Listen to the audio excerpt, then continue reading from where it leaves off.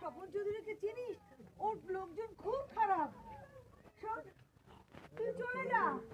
না চলে, সরি একটু ভুল হয়ে গেছে। ওর লোকজন খুব খারাপ। তারপর চেনা যাচ্ছে তুমি করো না বলছি না, সরি আমি করছি না না না, দেখ বাবা, হুট করে মাথা গরম করে এমন কাজ করিস না। ওর লোক জানিস ওই স্বপন থেকে লোকজন খুব খারাপ। দেখা আমাদের বাড়ির উপর খুব করে। হ্যাঁ হ্যাঁ হ্যাঁ, চলো চলো।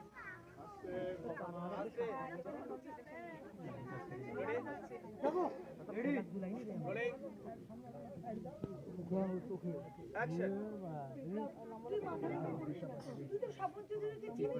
ওর লোকজন খুব খারাপ।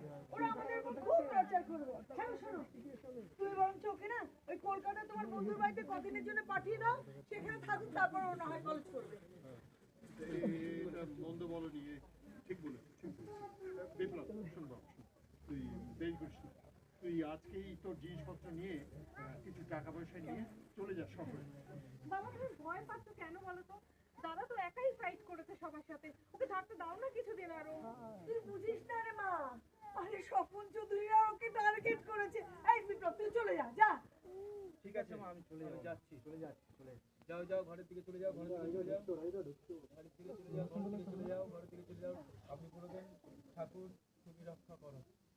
ঠাকুর রক্ষা করো। আসবে না, তুমি ওখানে থাকো ভেতরে।